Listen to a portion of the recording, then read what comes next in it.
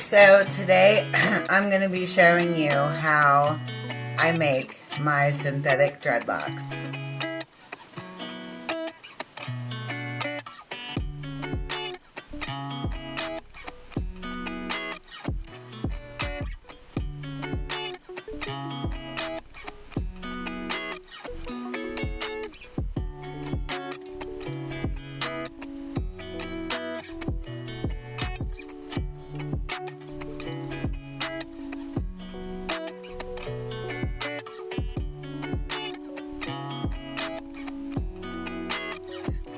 I also want to let you know the longer the hair that you have, the longer the dreadlock is going to be.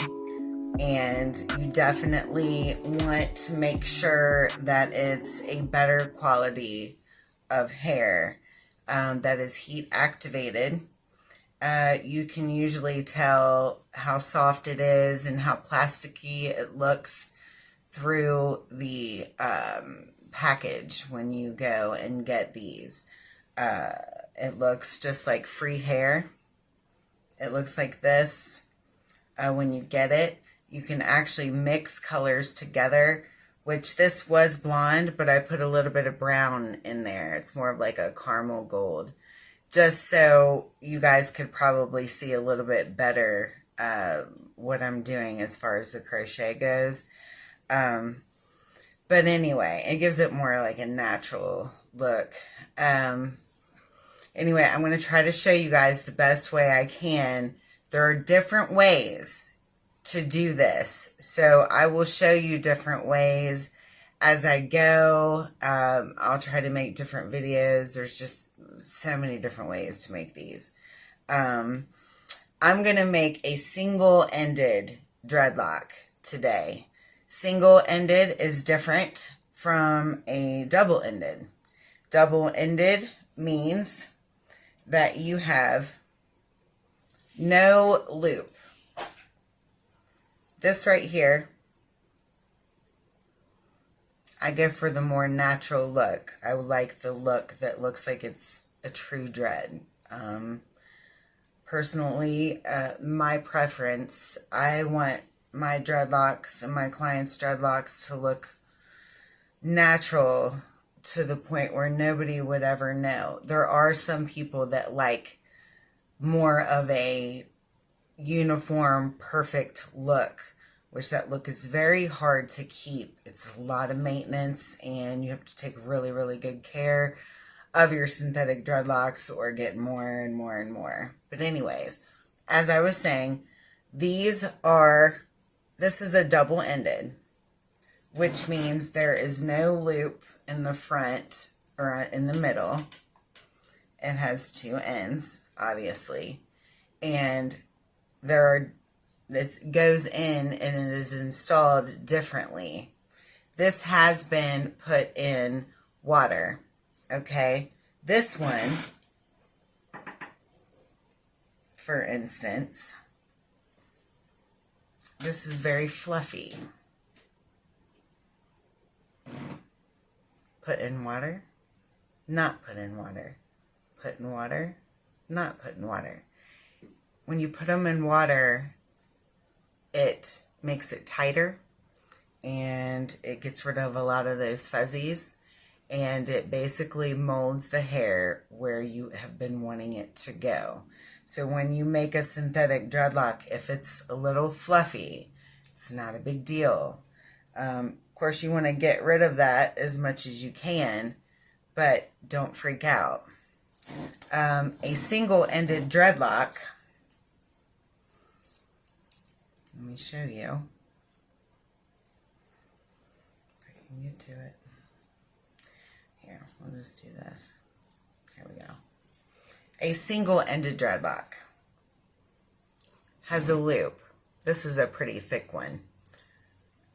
Okay. This is a single-ended natural look. It has a loop on the end of it. That is where it actually gets installed into your hair. We are going to be making one of these today. The bigger the dreadlock, the thicker the loop will be. So loops are done in a lot of different ways. Every loctician I have seen does it a little bit differently. I'm going to give you the most simplest way to do it, depending on how the hair wants to react when I put it on this contraption. You can do these, you can hook them to a hook, a coat hanger between your legs.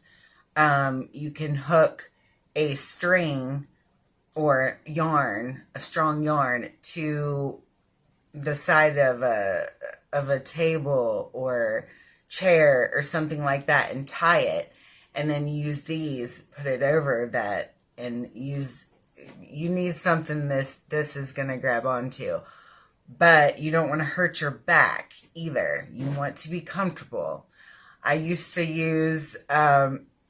make hemp jewelry. I used to make these, and I would put them on my toe. But I would also have like a sock on or something like that, or a blanket, have that over top of my toe before I wrap this over, because it's just, I don't want someone's toe stuff in my hair.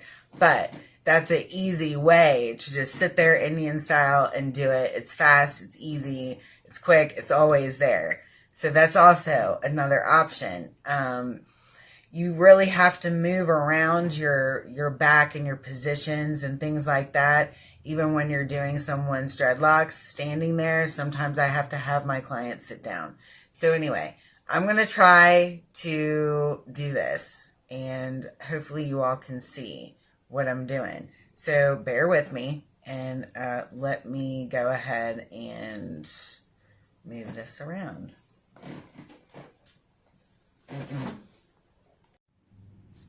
Okay, right here, this is something that I got from Walmart.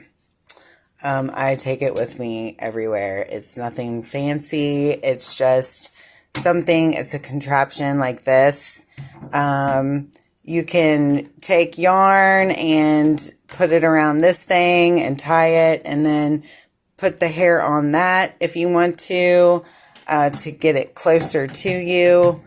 You can attach it to almost anything. It's pretty handy. But I will be attaching my hair to this button because it's small. The smaller the smaller of a hook or anything that you have, the better. So let's see. Okay, so here we go. We're going to put this on here. I'm going to twist it a little bit. I'm going to put it on this button. Now, you want to make it as tight as you want, or as you can, but on this button, you at least want to make sure you can get it off. Don't look at my fingernails. I have to redo them, so just roll with it. All right, so I sometimes just go ahead and start with my dreadlock. But for those that are kind of new at this, you really don't want like a huge knot up there, you know? Like, this is already going to be a thick dreadlock, so you really just don't want that like in your hair. So I'm gonna take this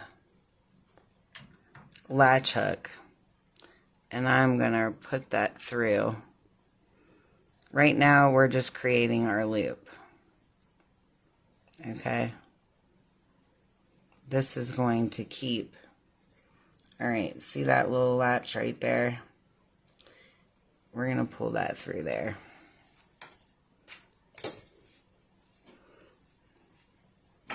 Don't worry about all those little baby hairs. They're going to go away. It's kind of like doing a tie on a guy's suit almost. Okay? That's how I start it sometimes. Now, sometimes I'll take my little tiny crochet hook right here, and I'll just kind of go to town just to kind of secure it. Just kind of stick it in and out just a little bit, you know, just to make it to where that little area that we're just going to do that, just that, okay? That is only just to keep it where it needs to be right now, just for a second. Now, this hair you want to tangle. You want to tangle it up, but you want it smooth enough to where it doesn't get bulky in one area. So, I have a metal comb. It's my favorite comb ever. It doesn't really matter what type of comb you have, but I mean, anything really works. Some people use lice combs. Some people use dog combs. The smaller the teeth, you know, the faster you're going to get it combed out. But as long as the comb doesn't break, it doesn't matter. Just get a comb. People like to make it really difficult, and it's not that big of a deal. Now, the only big of a deal that you do have to worry about. Okay, so see, one second. So, see how that is all already like fuzzy? Turn it over. We got to do this side now.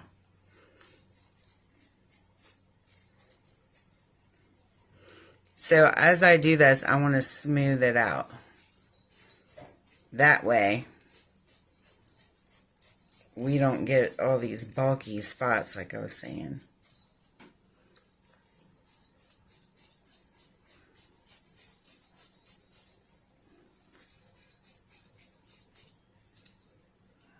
You really want it kind of even all the way down. I'm going to get a better video. I'm just doing this all the way down. See? I'm doing it all the way down. I'm also going to do a different view of this so you guys can see from far away what I'm doing. Okay. So, you can do the twist and rip. We're not going to do that. We're just going to start crocheting on this. The twist and rip is where you take it from the bottom and you pull it and you twist it and you bring it up to the top. That will make you more of a thicker dread. But we're not going to do that today. So, this right here is your, I call it a rat's nest. That probably doesn't sound very appealing, but that is what I normally call it. So just roll with that too. So anyway, we're going to take these crochet, we're going to take this crochet hook. This is a 0.5. I like a 0.5 and a 0.75. The bigger the hook, the more hair you're going to pull, which makes it harder to do. I really don't use the double hooks that you guys see a lot. I don't use those. It's just not for me. Some people like to use those, but I mean, it really just depends on how fast that I'm wanting to make these dreadlocks. I like mine more texturized, so I feel like I have more control over, I just feel like I have more control over what I'm doing when I just use my little favorite. You can tell it's my favorite. I've doctored it up and everything. You also want these rubber handles. These rubber handles are going to save your hand. They're so comfortable.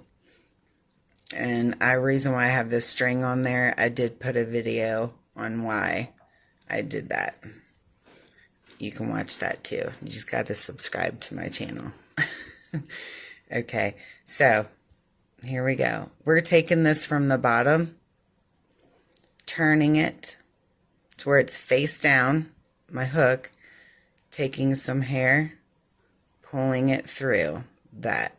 Do you see what I just did? Then I'm going to turn. Oh, shit. Okay. Oops. Cousin. Okay. I'm going to turn.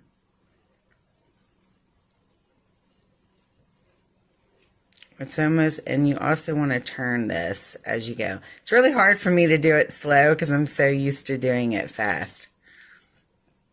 Okay. See that little hair? You're just grabbing, turning the hook. I've got the hook face up now, but it's under the dreadlock, okay? Now, I'm getting to the point where I can't pull no more, right? So I'm going to take all this hair, and I'm going to mesh it inside of the mass of hair, just so it doesn't go anywhere, okay? See how there's starting to be like texture? Okay, so we're going to keep going.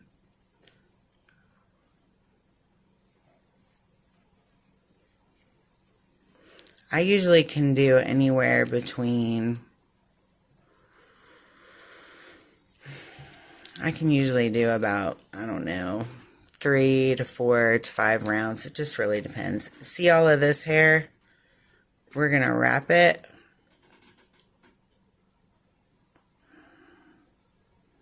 I'm trying to create a web around the mass of hair.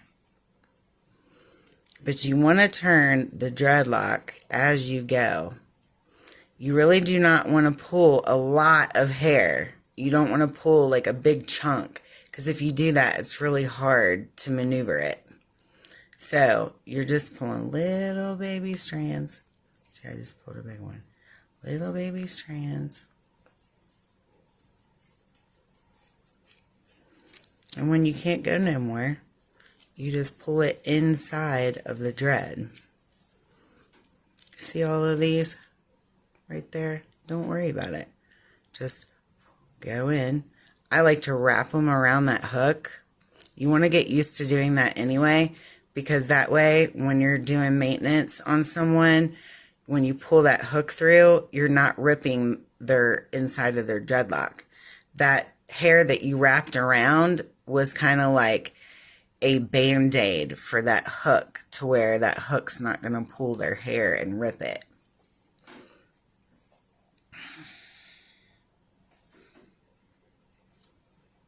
And you don't have to start any specific place. Remember, turn your dread as you're doing this. When you get to a spot you can't go no more, go inside, do a little dance. See all those hairs? We want to bring that. We want to make that tighter. Now, here's another thing. If you squeeze your hands way too hard, you're going to notice that you're not able to pull anything. But you want to make sure this is secure, because you're not going to get nothing done. So, this is really fluffy right now. See my fingers? See how thick this thread is? It's pretty thick. Now when I put it in hot water, it's going to get tighter. So, I still have to go all the way to the end of this dreadlock. So, I am going to just go in here and make this tighter. I really want you guys to see from a different angle.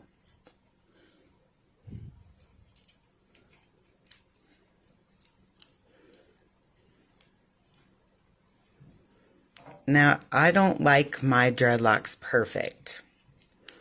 Now, there's a ton of videos on YouTube that you can go to, because there's so many women that do, and men, that do different styles of dreads. So whatever style that you like is going to be what you want. Now, do you see this? You see how more of a natural looking dread. And if you don't know what dreads look like for real up close,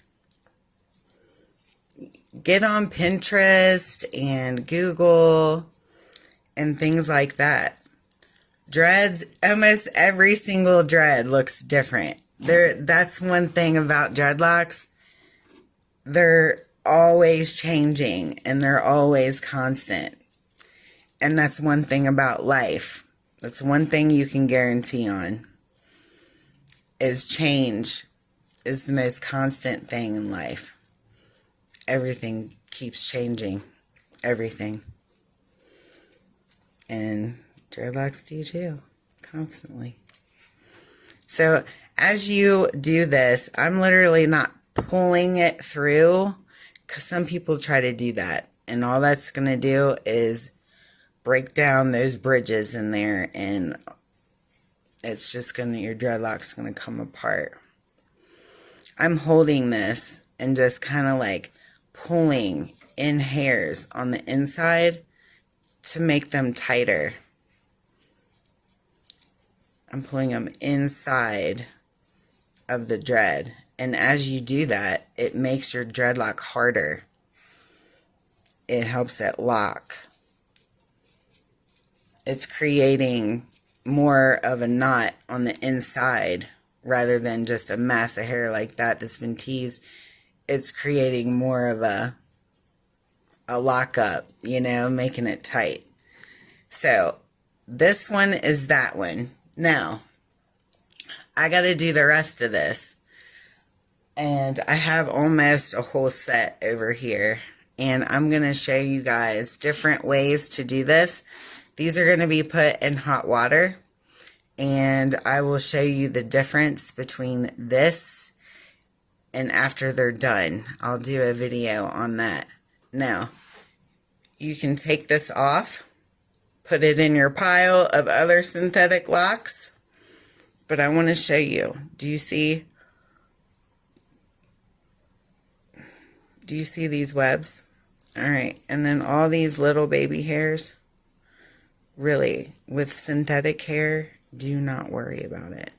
Like, this is the more natural look. Okay? So, we can do a wrap and all that stuff later. I'll start making videos. And I might put this set in my hair just because. I'm not quite sure yet. So, there you go. There's that. And I'll make another video on what to do when you mold them.